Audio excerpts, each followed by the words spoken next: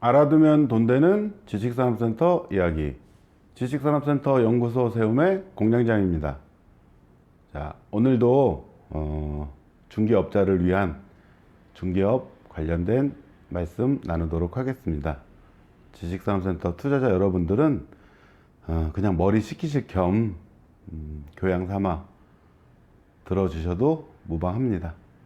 자, 사람은 살면서 기회가 반드시 찾아옵니다. 인생을 살면서 적어도 3번의 기회는 온다고 합니다. 맞는 말인 것 같습니다. 그런데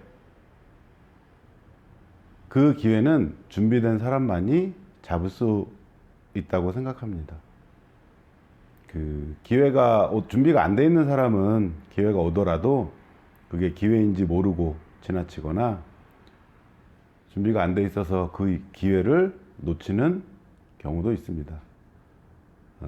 준비가 잘 돼 있는 분들은, 잘 돼 있는 사람은 그 기회를 잡고 또 그 기회가 3번이 아니고 더 여러 번 올 확률도 높고 또 자신의 능력으로 기회를 만들어 나가기 위해서는 준비가 잘 돼 있어야 된다고 생각이 듭니다. 이거는 인생 살면서 뭐 많이 살진 않았는데 맞는 조언이고, 특히 돈 버는 일에 관련돼서는 무엇보다 준비가 철저해야 된다고 생각을 합니다. 저는 뭐 중개업을 하고 있는 입장이고 지식산업센터 관련된, 그래서 이제 제가 아는 그 범위 안에서 제 경험을 말씀을 드리고, 중개업을 꼭 하셔서 돈을 버셔야 되는 분들에게 조금이라도 도움이 되셨으면 하는 바람입니다. 자, 그 준비라는 게 그런 것 같습니다. 이제 되게 계약을 못 쓰는, 속된 말로 장사가 안 되는 중개업자들이 입에 달고 있는 변명이 있습니다. 요즘에 부동산 경기가 안 좋아서 계약 쓰기가 힘들어. 응? 이런 말씀들을 많이 하십니다. 그걸 위안 삼고요, 솔직히. 경기가 안 좋은데 내가 뭐 어떡하겠어. 그런데 과연 부동산 경기가 좋을 때는 물건이 없어서 계약 못 쓰는 거 아닐까요? 부동산 경기가 나쁠 때는 살 사람이 없는 거고, 부동산 경기가 좋을 때는 살 사람은 많아지는데 좋은 물건이 없는 거죠. 그래서 거기에 맞게 능력 있는 분들은 경기가 좋든지 안 좋든지 거기에 맞춰서 영업을 해 나가시고, 또 부동산이라는 게 아이템이 아파트만 있는 건 아니죠. 아파트나 재개발만 있는 건 아니죠. 틀림없이 부동산 경기와 무관하게 꾸준한 아이템도 반드시 있습니다. 뭐 여러분이 아시든 모르시든 그런 시장은 존재를 합니다. 오늘은 약간 뭐 재밌는 이야기, 제가 중개업 그 공인중개사 시험 준비할 때 저희 그 가르쳐 주시던 교수님이 들려준 이야기인데, 뭐 제 눈으로 보진 않았는데 실화라고 합니다. 실화. 어떤 분이 공인중개사 시험에 합격을 하시고 나이가 좀 있으셔서 남 밑에 들어가서 일을 하는 것보다는 내가 이제 부동산 차리는데 돈이 많이 들어가진 않잖아요. 사무실하고 컴퓨터만 있으면 되는데 소파 사고, 진입 장벽이 좀 낮죠.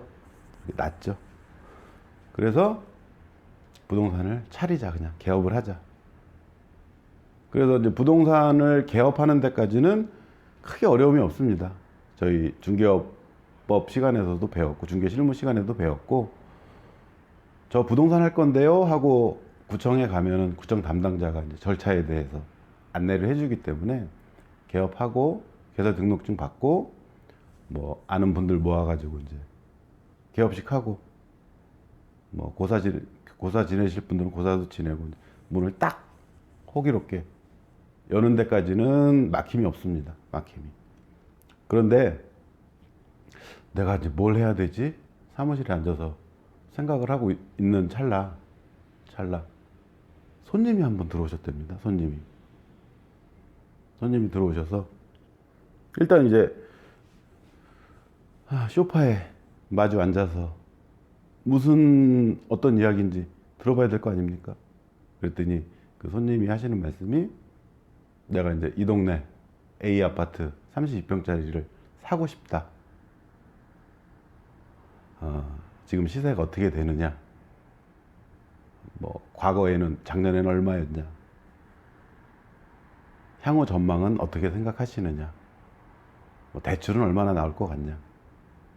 세금 관련된 부분은 어떻게 되느냐? 질문을 쏟아내기 시작합니다.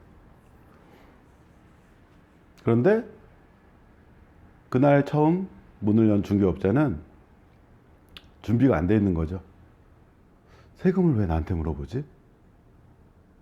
세금은 세무사한테 물어봐야 되는 거 아닌가?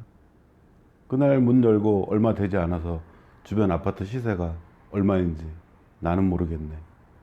그런데 문제는 뭐냐면은 나라에서 공인해준 자격증을 소유하고 개설 등록까지 마친 전문가인데 차마 모르겠는데요? 라는 말을 못하는 겁니다. 못하는 겁니다. 그건 저도 충분히 이해가 되고 공감이 되는 부분입니다. 그 자존심이 허락치 않는 거죠. 자존심이. 물론 그 정확하게 파악을 하고 정확하게 답변을 해 드리는 게 맞는데 차마 모른다는 말은 못 하겠는 거예요. 못 하겠는 거예요. 그래서 그냥 임기응변으로 뭐 이 정도 되지 않겠어요? 뭐 양도세라는 건요. 뭐 이러면서 이제 대화를 뜨문뜨문 이어 나가고 있던 중에 문이 또 벌컹 열리더니 여기 부동산 영업하나요? 하고 다른 분이 들어오시더랍니다. 다른 분이. 그 문이 덜컹 열리는 순간에 중개업자 심장도 덜컹 내려앉았습니다. 이제 두 번째 오신 분은 소파에 이제 사람이 있으니까 저쪽 테이블에 앉아서 상담이 끝나기만을 기다리고 있었습니다. 그래서 그 중개업자분은 간신히 부여잡고 있던 정신줄을 두 번째 낯선 이의 방문으로 인해서 정신줄이 도망을 가버렸습니다. 그래서 이도 저도 할 말이 없으니 화장실을 핑계로 화장실 좀 잠깐 다녀오겠습니다 하고 도망을 갔습니다. 도망을. 내 사무실인데 주인이 도망을 갔습니다. 저는 충분히 이해합니다. 자꾸 물어보니까요. 주인은 도망을 가고 이제 부동산 안에는 소파에 한 분, 테이블에 한 분, 두 낯선 생전 처음 보시는 분들 그 낯선 시간이 흐른 거죠. 그 어색함을 깨고 두 분이 인사를 합니다. 어떻게 오셨어요? 이런저런 얘기를 하다 보니 처음에 오신 분은 32평 아파트를 사러 오신 분이고 두 번째 오신 분은 그쪽 32평 아파트를 팔려고 부동산에 내놓으려고 오신 분입니다. 그래서 둘이 인사를 하고 얘기가 되는 것 같아서 소파에 마주 앉아서 무릎을 맞대고 이야기를 나누고 있었습니다. 그래서 나는 이 아파트를 얼마에 팔고 싶다. 사시려는 분은 여기저기 다니면서 봤더니 뭐 그 정도 가격이면은 살 것 같다. 그럼 내가 그 정도 금액에 넘기겠다. 그래서 둘이 극적으로 합의가 돼서 이제 악수를 하고 계약을 하기로 마음을 먹었습니다. 그런데 아주 사소한 문제가 하나 있죠. 이 상황에서 계약서를 작성해 줄 중개업자가 없는 겁니다. 중개업자가. 그래서 책상에 봤더니 명함에 휴대폰 전화번호로 전화를 합니다. 돌아와라. 모든 걸 용서해 줄 테니 계약서를 작성해 다오. 물론 이 얘기가 제 눈으로 본 건 아니지만 뭐 교수님께서 말씀을 해주신 상황이라서 저는 진짜라고 믿고 있습니다. 그리고 운이 좋게 충분히 있을 만한 일이고 대부분의 경우에는 계약이 깨질 확률이 높은 거죠. 그분은 운이 좋았던 거고. 제가 부동산을 처음 시작하면서 부동산을 중개업을 먼저 하던 그 사장님들에게 들었던 이야기 중에 크게 오늘은 그 두 가지를 여러분하고 같이 생각을 해보도록 하겠습니다. 첫 번째는 중개업자 중에 집을 보여주러 대문 앞까지 안내해주는 중개업자들은 많은데 그 집의 방안 구석구석, 창고, 옥상, 지하실, 그 집의 구석구석까지 보여주는 중개업자는 드물다. 그 집 위치를 몰라서 계약을 못하는 건 아닙니다. 그 집을 살려는 사람은, 그 부동산을 살려는 사람은 그 부동산의 구석구석을 알아야, 마음에 들어야 계약이 가능합니다. 그런데 중개업자들은 대문 앞에까지 안내해주고 본인이 파악이 안 돼 있으니까 설명을 못 하는 거죠.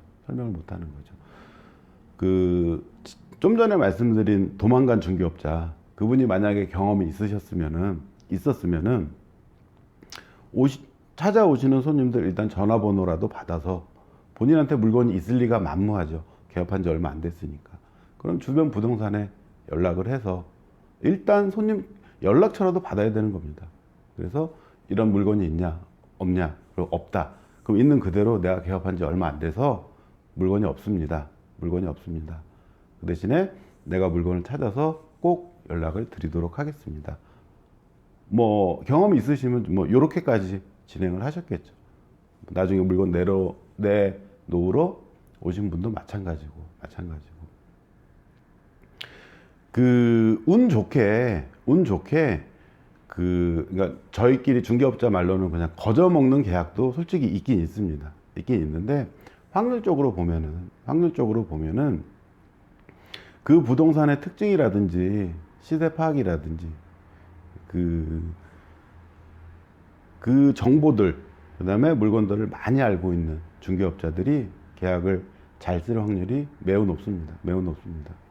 아까 양도세 부분도 양도세가 어떻게 되죠? 이렇게 얘기를 했을 때 그건 몰라요. 그건 세무사한테 상담을 하세요.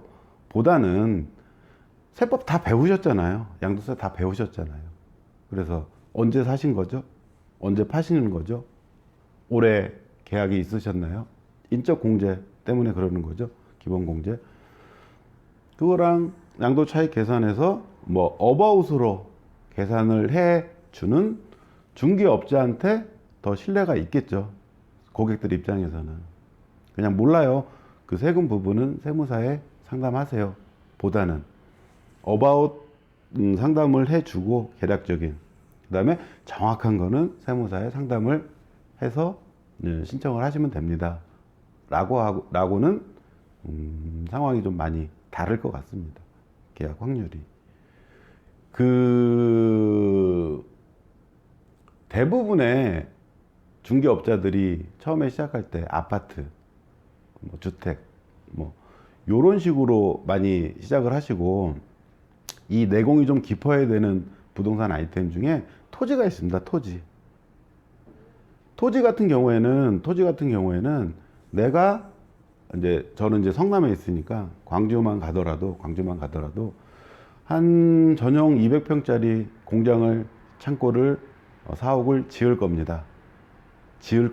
있는 걸 사는 거 말고. 그러면은 그 땅에 관련된 그 건축 허가가 되는지 안 되는지 이 정도까지는 알아야 토지 중개를 할 수가 있는 거죠. 그분들은 아주 능력이 탁월하신 분들이고 그분들한테 다른 아이템을 하라고 해도 본인이 잘 아는 토지 쪽에 집중을 해서 중개를 하실 겁니다. 중개를 하실 겁니다. 그래서 그 정보를 많이 알고 있든지 아니면 발이 넓어가지고 물건을 많이 파악을 하고 있든지 준비를 많이 해야 됩니다. 준비를. 그래서 손님 손을 잡고 물건을 보여준다고 대문까지만 안내해 주지 마시고 그 집의 구석구석을 안내해 줄 수 있을 정도로 준비를 하셔야만 된다. 그래야 중개업으로 성공할 수 있다. 이 말씀을 드리고, 두 번째 조언은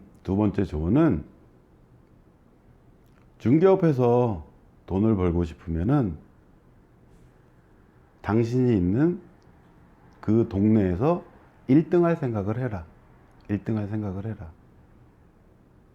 이 조언이 저는 굉장히 가슴에 와 닿았습니다. 말씀을 들었을 때. 처음에 이제 부동산을 내시고 주력 아이템이 없으면은 부동산 그 유리창 썬팅이라는 걸 하죠. 간판에도. 칸이 모자릅니다. 자, 아파트, 주택, 재개발, 빌라, 토지, 임야, 공장, 오피스텔, 상가, 경매, 공매, 전문. 이걸 다 써야 되니까 왠지 다 할 수 있을 것 같고 그리고 지역도 저도 처음에 마찬가지였습니다. 이렇게 부동산 처음 내고 뭐 서천에 내가 뭐 아는 땅이 있는데 뭐 팔아줄 수 있어? 안산에서 그 아이들 스튜디오 하던 친구놈이 내 거 좀 빼줘. 안산까지 쫓아가고 서천까지 쫓아가고 우스갯소리 그 소리 있지 않습니까? 저희 부동산은 LA 동부까지. 물론 중개업 법령에는 대한민국에 있는 모든 부동산을 중개할 수 있죠. 공인중개사인 중개업자는. 그런데 선택하고 집중을 하셔야 됩니다. 선택하고 집중. 잘 되는 부동산 치고 이것저것 하는 부동산들 없고 넓게 하는 부동산들 별로 없습니다. 그 동네에서 내가 있는 상대원 아니면 여러분이 계신 동네에서 본인이 잡고 있는 아파트면 아파트, 빌라면 빌라, 거기서 1등을 하신다는 생각을 하시면은 돈 버시는 데는 전혀 지장이 없습니다. 전혀 지장이 없습니다. 지역도 너무 넓게 보지 마시고 단 확실하게 살 손님이 있는 경우, 부탁을 받은 경우 그런 경우에는 저 울릉도 독도까지 제주도까지 뒤져서라도 적합한 물건을 찾아 드리는 게 맞습니다. 그거는 내가 물건을 계약할 확실한 손님이 있으면은 그때는 지역을 넓히셔도 상관이 없습니다. 그래서 본인 동네에서 1등 할 생각을 해라. 그만큼 나의 확실한 주력 아이템을 하나 잡고, 그게 지식산업센터든 아파트든 재개발이든 본인의 그 경매 공매를 잘 아시는 분들은 그 부분으로 특화해서 집중하셔도 상관없습니다. 굳이 지식산업센터 가지고 중개하라는 말씀을 드리는 게 아니고 본인의 주력 아이템을 확실하게 정하고 그게 어느 정도 이렇게 평균적으로 기본 이상 성과가 날 때 중개 아이템을 조금씩 넓혀 나가는 건 상관이 없습니다. 그런데 이것저것 너무 폭넓게 생각을 하시다가 이도 저도 안 돼서 중개업이라는 게 시작하기 쉬운 장점이 솔직히 말씀드리면 폐업하기, 마음을 내려놓기도 좋은 단점이 되기도 합니다. 내가 차렸는데 돈 얼마 안 들었으니까. 그런데 영업을 잘하고 계약을 많이 쓰고 성과를 잘 내는 데는 그렇지 못한 분들한테 나중에 권리금 시설비를 받고 넘기는 경우도 많습니다. 본인이 영업이 중개가 안 돼서 계약이 잘 안 나와서 그냥 보증금만 받고 넘기시는 분도, 중개업자분도 계시고 그런 분들이 더 많으시죠, 솔직히. 그 다음에 다른 중개업자가 보기에 저 부동산은 장사가 잘 되는 것 같아, 계약이 잘 되는 것 같아. 그래서 뭐 몇천만 원씩, 몇천만 원씩, 심한 경우에는 뭐 1억도 넘게 시설비 권리금을 받고 넘기는 중개업자들도 있습니다. 이 부분 선택하고 집중하는 거. 그 동네에서 내가 자신 있는 아이템으로 1등한 생각을 해라. 이런 생각 가지시고 앞서 말씀드린 두 가지 명심하셔서 한 번쯤은 중개업자라면 한 번쯤은 생각해 보셔야 될 선배님들의 좋은 조언이라고 생각이 듭니다. 자, 오늘은 이 부분 말씀을 드리고 다음 시간에 또 다른 이야기 가지고 인사드리도록 하겠습니다. 감사합니다.